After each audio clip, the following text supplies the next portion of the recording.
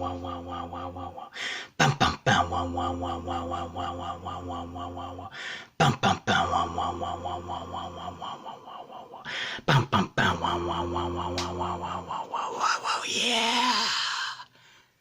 Master grade TR-1 Hazel, baby.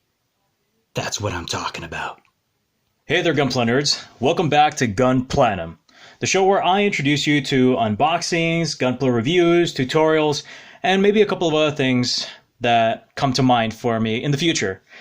So for today, I'm going to be reviewing the P Bandai RX-121 Gundam TR-1 Hazel Custom. Wow, that's a mouthful. Now, this model is actually set in the UC 0084, I believe, and it's actually featured in a serialization. I think it's a serialization called Advance of Zeta. I've never read it personally, but I do like some of the designs that they come out with it. So let's continue with the review. But I really want to focus on the overall design, first of all, color separation, and attention to detail, really. You know, how many panel lines does it have? Is it entertaining for somebody to build? Is it complicated to build? Is it what we expect of a master grade? Because by now, I mean, this kit was released in 2017, right? Now, the base frame is based off of the RX-178, which was the Mark II Gundam. So it's using a frame that's very old and out of date, but they've updated a lot of things, you know, most noticeably the entire body, the shield, the legs, the backpack, the shoulder pieces, the chest, even the frame and the chest was actually slightly different versus the other Mark II. So let's start off with the full rotation. Now, there is a nice number of panel lines that go across it. You can tell by up here, over here, down here on the legs. The legs are probably the most prominent feature, and I really like it because it's nice and bulky. Oh, see? Nice display on the backpack. Now that is called a shield booster, and you can actually remove it and use it as the implied term, shield. It's a nice little gimmick that you can move around, though there is a problem with color separation in that you do have to paint that little yellow piece up there, and also on the head, which when it does make a full rotation, I'll show you it again. The color separation is really, really nice for this kit overall, right? It's basically what you see in the instruction manual. That's what you get, minus the red fingers. But personally, I'm not a fan of the red fingers. It just kind of stuck out. My only issues with the color separation, and let's pause it once it does a full rotation, is right here. Now that comes in red. All right, let me see if I can zoom in a little bit. See that waist? That comes in red. So you're going to have to paint it yellow, which is a little bit of a nuisance if you don't have any paints. Gundam markers work very well, but you have to be very delicate with it. It's a detail that we've seen in other kits that do come separated, so I don't understand why they didn't. Maybe because they used the frame from the previous kits, but yeah, I'm not crazy about that. You do also have to paint on the top over here to get this yellow effect on the forehead. There's also this piece up here. I don't know if you can see that. Right there. That little yellow piece has to be painted for accuracy. Those forehead pieces also have to be painted for accuracy. It's not the best in terms of color separation. Even the legs, right? Over here, this little green, they're foil stickers. At least they give you that. They didn't even give you any type of yellow for those other pieces, for the forehead or for the shield, or even for the little V. Well, actually, they might have given for the V. But everything else is kind of color correcting. There is actually another noticeable one on the back, much right here. I'm not going to bother zooming in right now, but right here, those are also black stickers. So not the greatest in color separation, but they're not complicated to fix. If you have a little bit of paint, at least it's not, too big or hard to fix it. So it's okay on that respect, but still something that maybe for 2017 we could have expected a little bit more from. You do, however, get a nice collection of decals, which is really cool. I really like the way they separated these decals.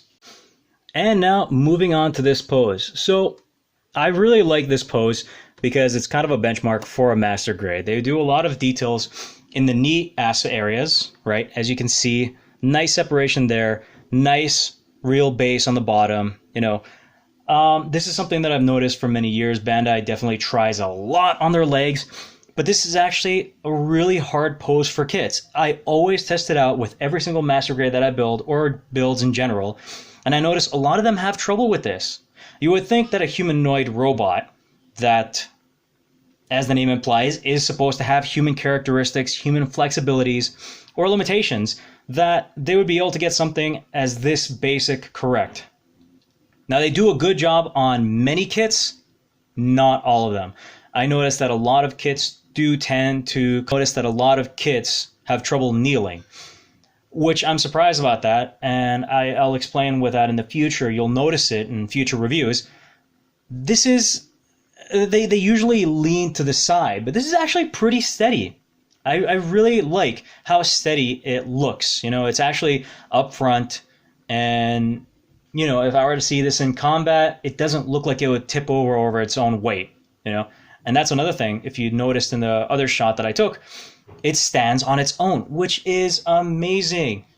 With all that equipment on its back, being, with that big backpack and that thruster, I guess it's those big bulky legs, they do a really good job of supporting the entire weight of the kit. And I know it's something basic, I know it's something minor, but it's something that we can all appreciate when a master grade or a kit in general can stand on its own two legs. Now let's get on to that karate kick. This is what I mean. This kit is so stable that you'll actually be able to do pretty odd poses like this without having to struggle. Like this pose actually didn't take me all that much to build. Not to build. This pose did not take me anything to do. I just lifted that leg, adjusted the ankle a little, and that was it. Put up the arms, done. Now, it may seem like it's nothing to do, and as I said, you should be able to do it yourself, as a human being, if, you're reasonably able to, right? You have coordination, but it's surprisingly hard to do on model kits because they'll either tilt back, they'll tilt forward. My God, it's crazy. So the fact that this kit, for lunking around that massive shield and that backpack, and even that one massive leg, it's not doing too bad. It doesn't go all that high, but then again, I really didn't fool around with it that high.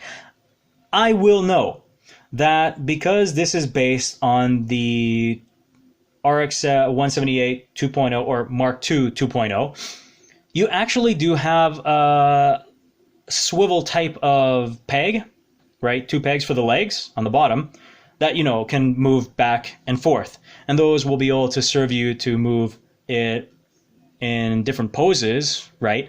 But I don't really feel the need to use it all that much. As far as being stationary in their one place goes, it's good. It can be a little flimsy, but like I said, this pose took nothing for me to actually be able to do.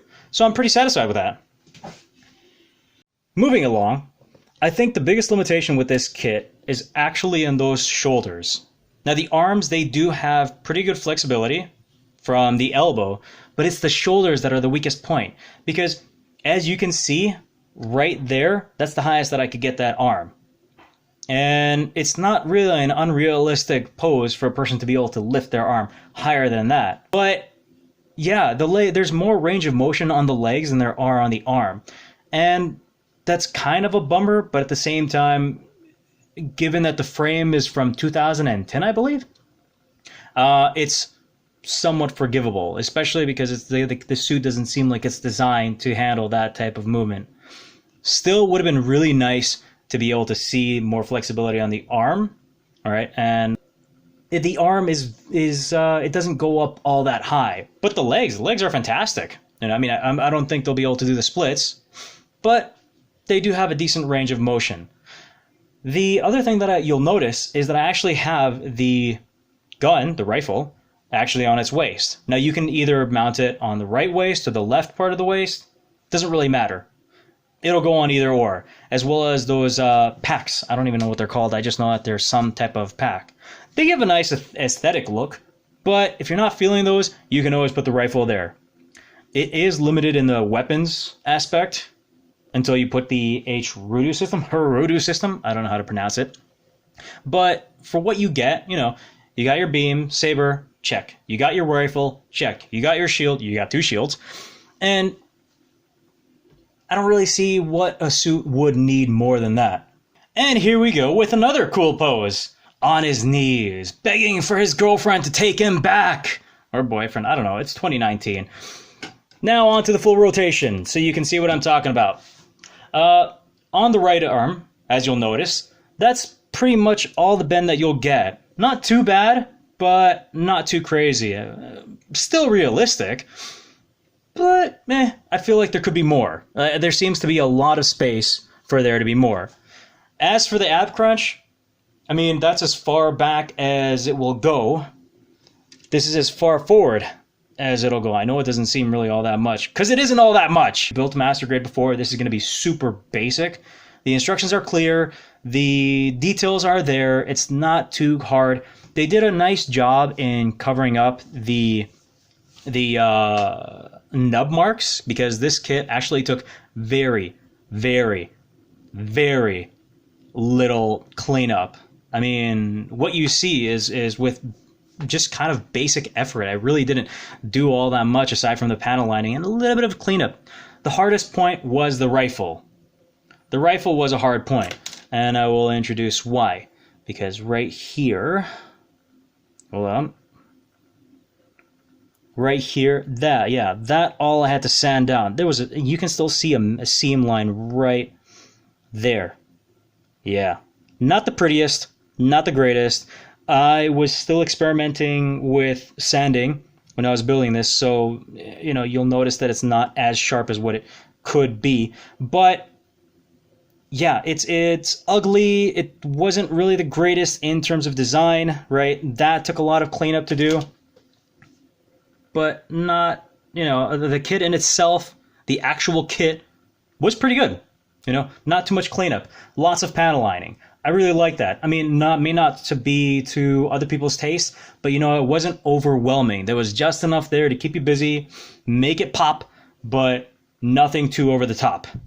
And if you'll notice, the shield, which I didn't introduce it yet, details. I love the decals that they actually give you with it, because it's, while it's not too much, it's just the right amount of decals. You see right there on the shield as well. Not too crazy, but also not undermining. Actually, this is the shield booster. This is the shield. Look at that TR-1. TR-1! Titans Trial Mobile Suit Team. We got a little decal up there too. I mean, it's a basic shield, basic panel lining on it, but you know what? If you have a shield, realistically, you don't need panel lining. You know, it doesn't have too much either. It's pretty clean, except for that on the back. It's pretty straightforward. It's pretty clean. It's nice. Not too much details, because it's just a shield. Oh, hey there. I didn't notice you. I thought you would have left by now. But you know what? I'm glad you didn't. Because since you are one of my faithful viewers, and I say one because I'm just assuming that I only have one faithful viewer at this point, I decided I'm going to let you guys choose. I decided I'm going to let you, the viewers, choose what kit I will unbox next. As I said many times, I am working on the F90 Gundam. It's just a matter of time before I release it, the review.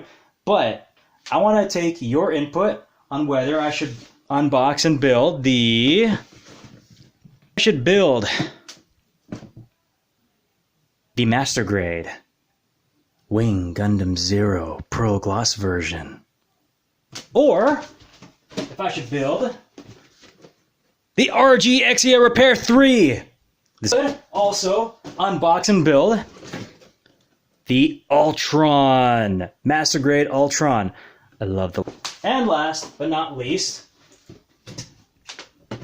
the Full Armor Thunderbolt. But anyway, those are your 4 options. There are more kits, but I'm not giving you those other options because I'm saving them. Again, thanks for watching. I really appreciate you staying to the very end to finally choose this, and I'm looking forward to the results. Bye for now.